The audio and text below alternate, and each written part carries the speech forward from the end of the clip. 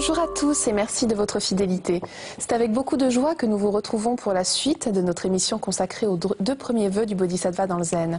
Ces êtres qui se vouent à l'obtention de l'éveil dans le seul but de soulager les autres êtres de leur souffrance. Nous allons nous attarder aujourd'hui sur le second vœu. Aussi nombreuses que soient les illusions, je fais le vœu de les vaincre toutes. Alors quelles peuvent être ces illusions? Comment nous en libérer et dans quel but? C'est ce que nous allons voir tout de suite avec notre invité Roland Reich. Roland Reich, bonjour. Bonjour. Alors je rappelle que vous êtes un disciple de Maître Deshimaru, oui. Que vous êtes vous-même moine zen et vous enseignez depuis une trentaine d'années à la fois au dojo de Zen de Nice, mais également au temple zen de la Gendronnière. Merci beaucoup d'être avec nous aujourd'hui. Alors Roland Reich, pour commencer, est-ce que vous pouvez nous rappeler quelle est l'importance des vœux du Bodhisattva dans le zen? Oui, c'est l'expression du sens de la vie lorsque l'on a ancré son existence dans la pratique de la voie du Bouddha. Les vœux sont des vœux de compassion, des vœux de résoudre les causes de la souffrance, les vœux d'acquérir tous les enseignements et ensuite de réaliser l'éveil.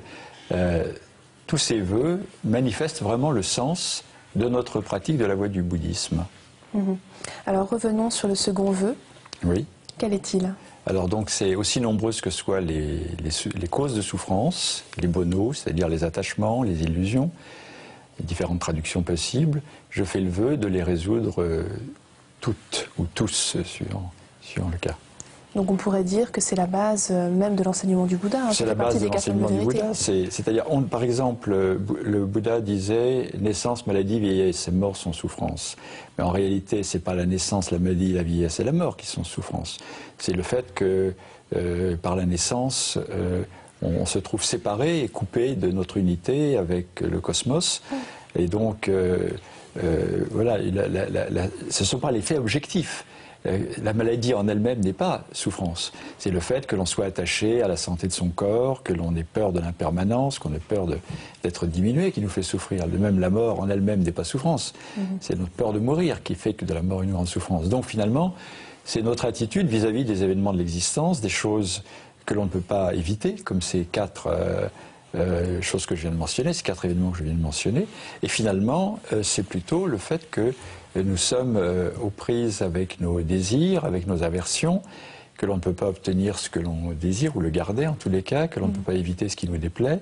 Et bref, tout ce qui nous constitue est l'occasion de souffrir de par les réactions dans lesquelles ça nous entraîne face aux événements de la vie. D'accord. Alors, on dénombre plus d'une centaine de bonos, d'illusions.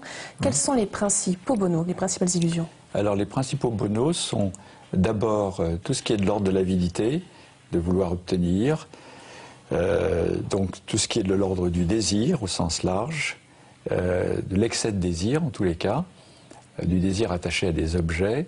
Ensuite, tout ce qui est de l'ordre de la haine, du rejet, de l'aversion, de ce qui est ce mouvement de repousser, rejeter, éliminer. Ça peut aller jusqu'à vouloir tuer, vouloir faire disparaître ce qui nous dérange. Ensuite, c'est l'ignorance. Alors là, je dirais que l'ignorance, moi je l'aurais même mis en premier, généralement on cite en 3e. Mais l'ignorance, c'est la méconnaissance de soi, c'est vivre dans la confusion, c'est ne pas être capable de discerner clairement ce qui est important dans notre vie, le sens de notre existence, la réalité même de notre vie.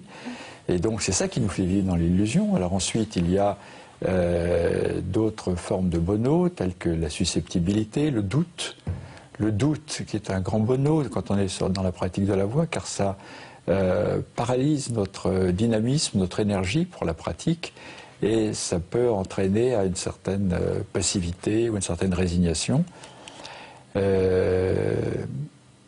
L'attachement à des idées dogmatiques. Et est-ce qu'on peut dire que la source de ces illusions, c'est finalement les 3 poisons, la haine, l'ignorance et la colère finalement? Moi je crois que c'est beaucoup plus l'ignorance, le non-éveil, qui est la source de tous les bonos. Donc nous éprouvons constamment une certaine frustration, une certaine insatisfaction, et pour compenser cette frustration ou cette insatisfaction, nous nous lançons dans la recherche de toutes sortes d'objets de satisfaction. Là ce sont les désirs, mais qui viennent souvent à la place de quelque chose de beaucoup plus fondamental, qui serait la réalisation de la dimension profonde de notre vie, qui donne un sens à tout ce que nous faisons, qui nous donne de l'espoir, qui donne envie de partager ce que nous vivons avec les autres, parce que ça nous anime profondément et ça nous permet de nous réaliser profondément aussi. Et est-ce qu'il existe une méthode pour résoudre ces illusions, pour y faire face?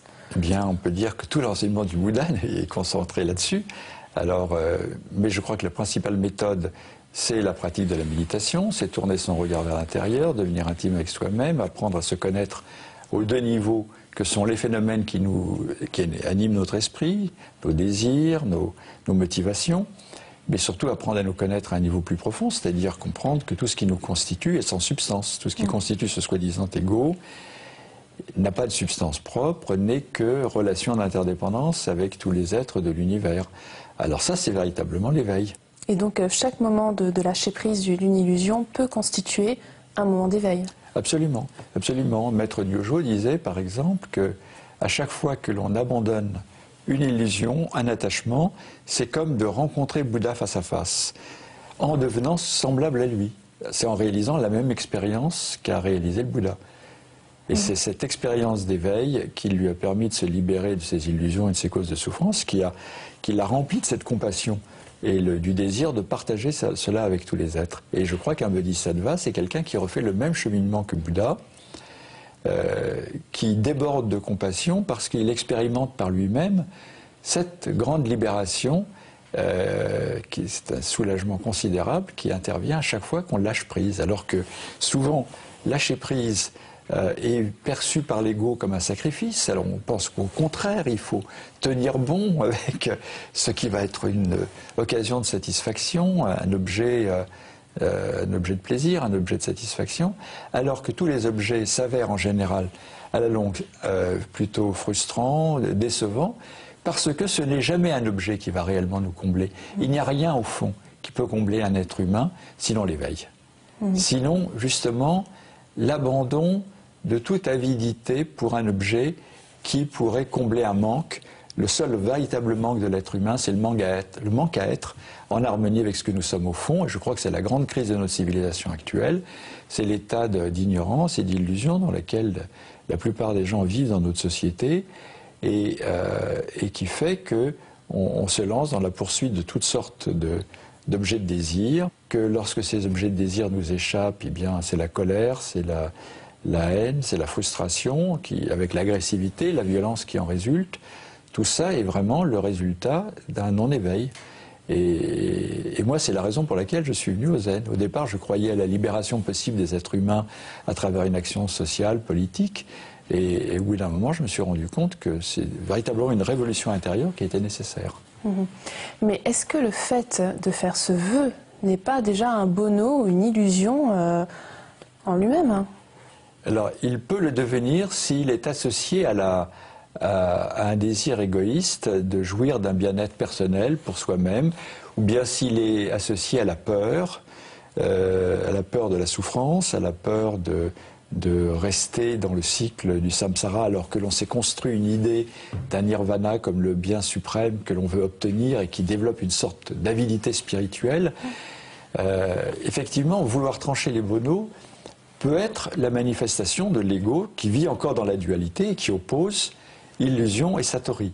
Alors le véritable éveil profond est de comprendre que les bonos sont en réalité vacuité, que moi qui suis le sujet de ces bonos, de ces attachements, n'ai pas non plus de substance propre, que ma seule réalité c'est d'exister ensemble avec les autres, que c'est ça la réalité. Et c'est donc cette réalisation-là qui est la réalisation des vacuités, de la vacuité de tout ce sur quoi reposent les bonos.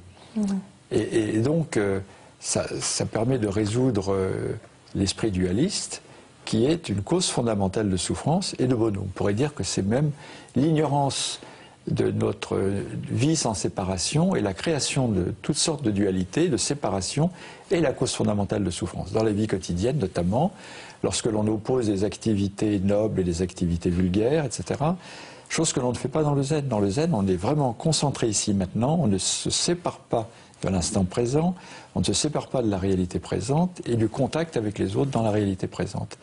Et ça permet de vivre une vie vraiment qui est en harmonie avec la réalité, et donc qui nous comble et qui nous fait désirer partager avec les autres. Ce n'est pas simplement d'être sensible à la souffrance des autres, parce que sinon on peut être tous en train de souffrir et de s'apitoyer dans des émotions négatives, alors que le Bodhisattva est un être profondément joyeux, profondément heureux, et qui déborde de cet amour positif à l'égard de tous les êtres. Et c'est ça qui le pousse et qui le motive à entrer en contact avec les autres pour les aider. Alors Roland Reich, il existe un sutra du Bouddha qui parle justement de la résolution de ces attachements. Il s'agit du sutra Mula Paryaya. Est-ce que vous pouvez nous en dire quelques mots? Oui, moi j'aime beaucoup ce sutra. C'est un sutra du petit véhicule, qu'on appelle le petit véhicule, mais qui est très intéressant parce qu'il montre à quel point le Bouddha avait une grande facilité à proposer toutes sortes de moyens pour venir à bout des souffrances, des moyens adaptés aux différentes causes de souffrance. Et dans ce sutra, il dit, voilà, il y a des bonneaux qui peuvent être résolus, ou des obstacles qui peuvent être résolus par le discernement. Mais il y a d'autres obstacles qui peuvent être résolus en les évitant. Par le discernement, par exemple, ça veut dire que lorsque une pensée nous assaille, il est important de discerner quelle va être la conséquence de cette pensée. Si je donne libre cours à cette pensée, où ça me conduit? Si on se rend compte que ça va augmenter désir ou aversion, ça va augmenter mon attachement, eh bien, immédiatement, j'ai une indication que je vais devoir lâcher cette pensée très vite, ne pas la laisser m'envahir. D'autres fois, il peut s'agir de circonstances. Il y a des circonstances, si on se rend dans certains lieux, si on fréquente certains types de personnes, si on se livre à certains types d'activités, eh bien, on va s'exposer à réveiller en nous des graines de mono, d'attachement, et c'est pas la peine. C'est pas la peine parce que ça va nous faire perdre du temps. On va devoir ensuite essayer de rectifier les erreurs dans lesquelles on s'est engagé en ayant fait fausse route, on s'est embarqué dans une direction qu'on n'aurait pas dû prendre. Donc l'évitement, des fois, est la plus grande sagesse. Maître Nishimaru nous disait toujours, le sage ne s'approche pas du danger. C'est une preuve de sagesse. Ou alors s'il s'en approche, c'est pour venir en aide aux autres, ce n'est pas en tombant bêtement dans des situations dangereuses. Et puis le Bouddha enseignait aussi dans le même sutra que il y a des souffrances et des bonneaux qu'on peut éviter par le bon usage des choses. Par exemple, tout peut devenir bono. La nourriture peut devenir bono. Mais la nourriture, aussi bien se nourrir, ça fait partie de l'hygiène de vie, c'est nécessaire. Les moines zen attachent beaucoup d'importance à une nourriture juste. Mais la nourriture peut devenir aussi cause d'avidité, de boulimie, de gourmandise et de toutes sortes de bonos. Bon, d'autres bonos, tels que la colère, aussi, c'est la même chose. La colère peut être quelque chose d'extrêmement juste, qui va mobiliser notre énergie pour résoudre des injustices ou des obstacles, mais la colère peut devenir d'un seul coup la cause de plus grande violence et de plus grande souffrance. Donc voilà, à chaque fois il faut discerner et éviter ce qui peut augmenter la souffrance. Très bien, merci beaucoup Roland Reich pour tous ces éclaircissements, merci. Pour terminer cette émission, voici quelques livres que vous pouvez vous procurer. Tout d'abord, un livre de notre invité Roland Reich, Aux origines du Zen Soto, aux éditions Yunoku Zen. Vous y retrouverez l'histoire du Zen, mais aussi comment en faire ressortir l'essence dans notre vie de tous les jours. Le Zen autrement de Stéphane Schumacher, publié chez Albin Michel, une introduction limpide au Zen et à sa pratique à travers les histoires contées par les grands maîtres. Et enfin, aux sources du Zen d'Albert Lowe, chez Albin Michel. Toujours, l'auteur nous propose un éclairage très instructif des 5 principaux sutras, dont le sutra du diamant et celui de Vimalakirti, en nous démontrant non seulement leur actualité, mais aussi leur pertinence pour la vie quotidienne. C'est la fin de notre émission. Vous pouvez la retrouver sur le site internet de France 2 en cliquant sur la rubrique Tous les programmes et Chemin de la foi. Merci à tous de votre fidélité. Je vous souhaite une très belle semaine. À dimanche prochain.